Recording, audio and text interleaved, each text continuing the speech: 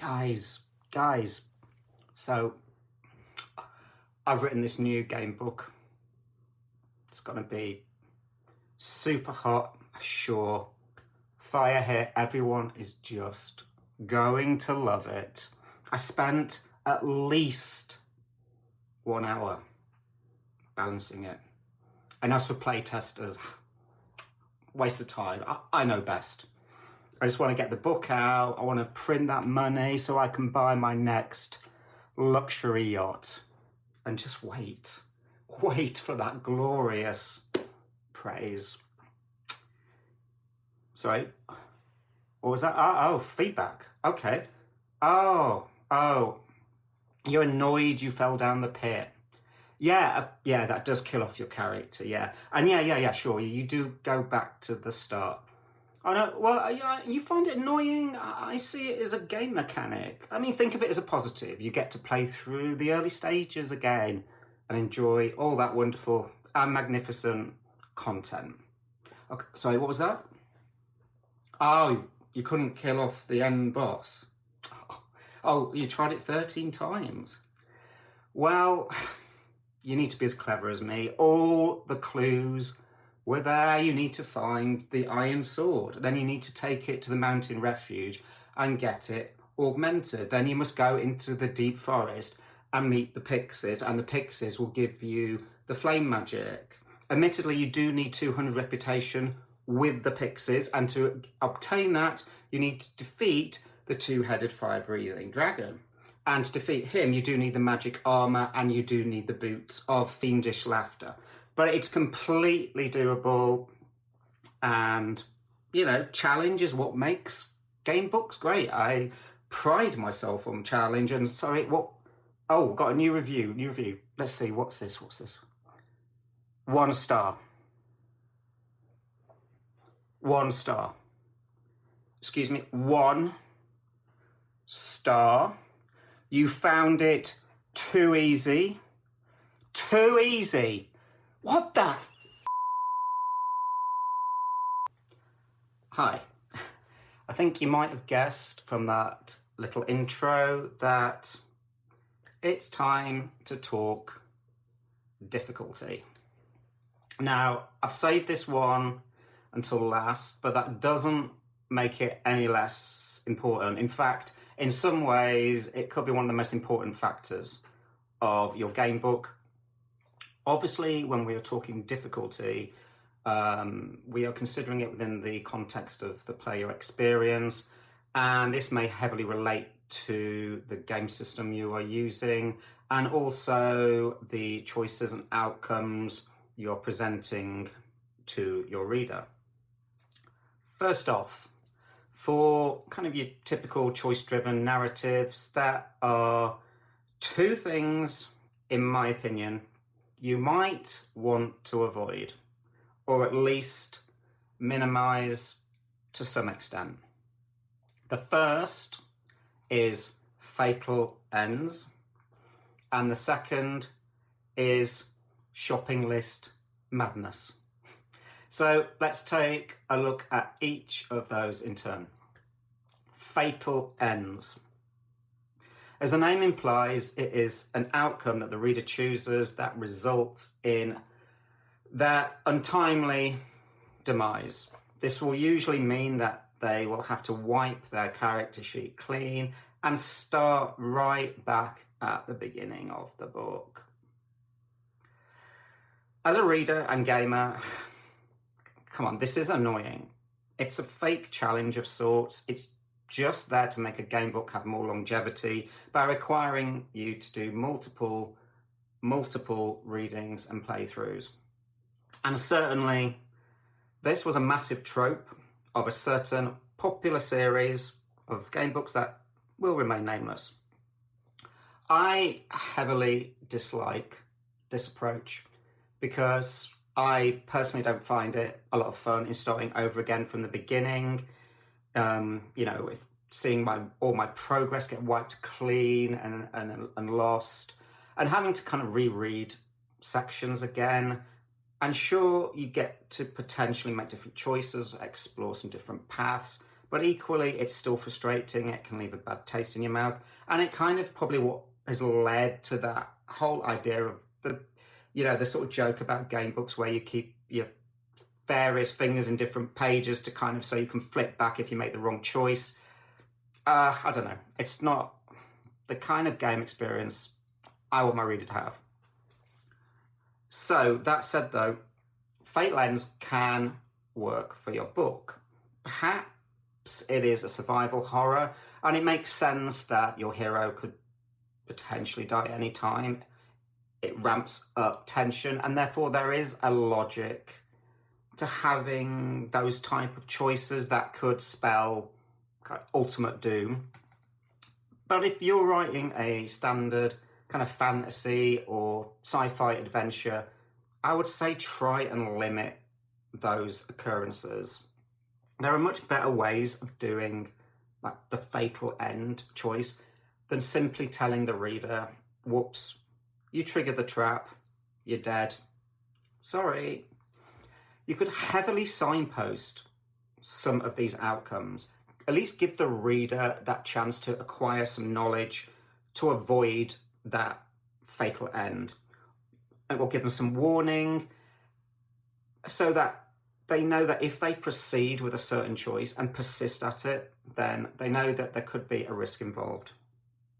Also, rather than just killing off the hero and ending their adventure, look at other ways of potentially punishing their choice. Maybe they could lose an item from their inventory, or maybe they have to permanently lower a statistic or attribute, or maybe they might just simply miss out on gaining a really cool item that might unlock a secret area later. There are lots of ways of punishing or giving reader a less favourable outcome that avoids them dying and having to start over. Another thing you can do, if you want to have a sense of danger and tension for your reader, but you want to avoid that horrible game over message, is to have some like save points in your book, like you would in a computer game. So the reader does not completely lose all of their progress, but they still have some accountability for the choices that they're making. Certainly if you've written a big game book, then, and yeah, I'm probably guilty of that, having save points is absolutely crucial in my opinion. Obviously, it's what I did with DestinyQuest. When you're defeated, when you die, you return to the game map, and then you can make other choices and continue your adventure. Another good example is the game book Rider of the Black Sun by Sven Harder. Another huge game book, but if you die at a certain point, you just restart back at the last chapter. You're not starting right back at the beginning. So really, what I am saying here is that killing off heroes is never a fun outcome for the reader. It might work for smaller game books where starting over isn't a completely horrendous experience. But if you're going down that route, as I've said, give the player some hints or a chance to avoid the outcome. Just don't have it coming out of nowhere just because at some point in the book they chose to go left instead of right. Second thing to avoid is shopping list madness. Now, we all know that adventures are fun when you are looting items and you're finding rare artifacts, and perhaps maybe if it's a survival horror, you are salvaging what you can to survive. We love, as gamers, managing inventory and feeling like a hero or character is gaining gear and items. And, you know, there is certainly some fun and mystery in wondering if the copper pipe you've just acquired will, for some reason, be crucial and important later.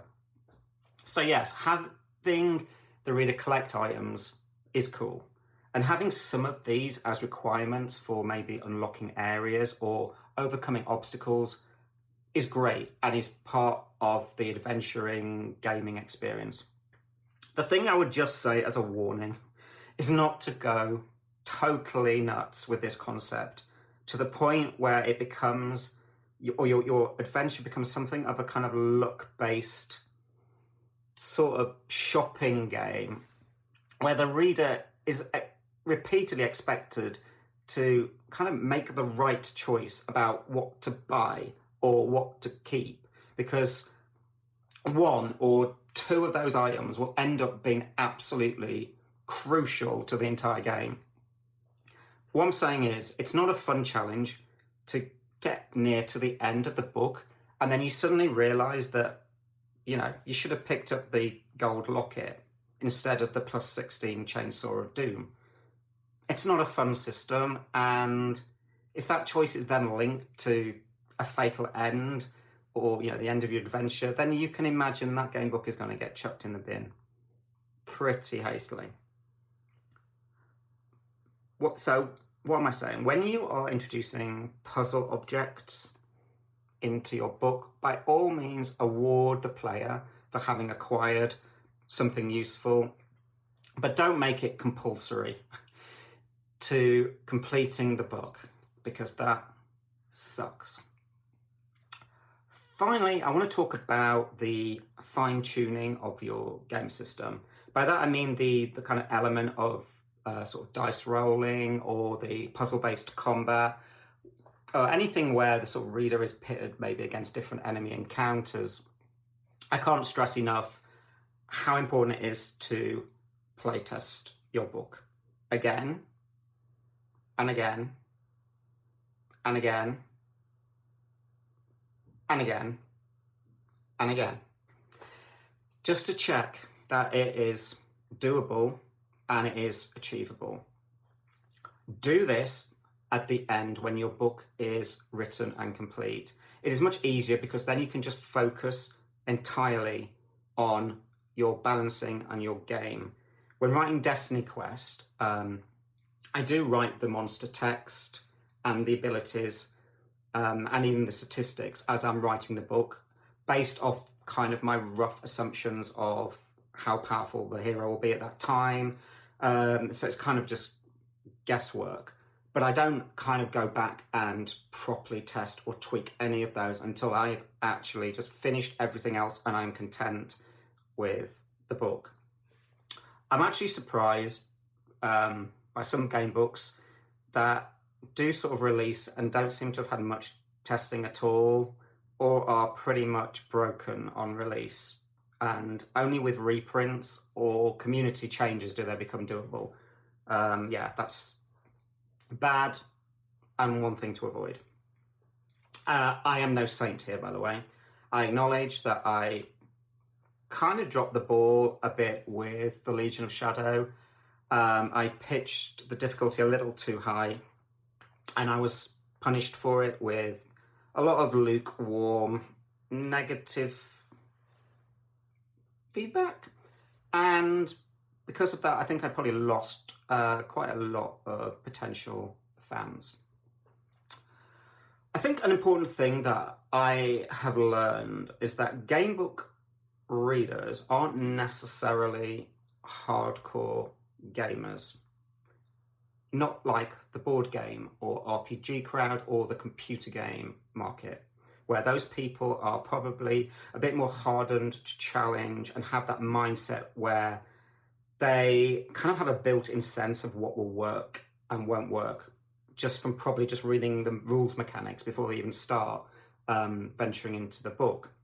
Of course, I'm not putting people into boxes. There's a lot of crossover. People will have different mix of hobbies and backgrounds, but just generally, in general terms, I feel most of the traditional gamebook market is more casual when it comes to challenge and gaming.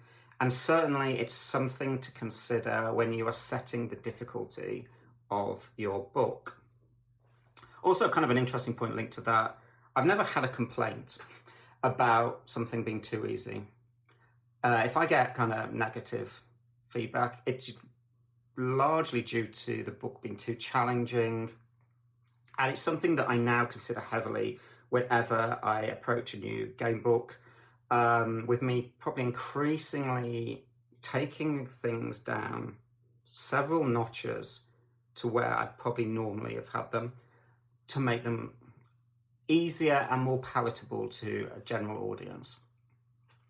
Also remember that as the writer of your book, you will know your book and game system better than anyone, inside and out, and you will know the best items, the best choices, the best paths, the best weapons or whatever. But remember, your reader will be new to your system. They may make some bad choices, they may make some terrible choices, or may simply have a different mindset and may like to experiment more.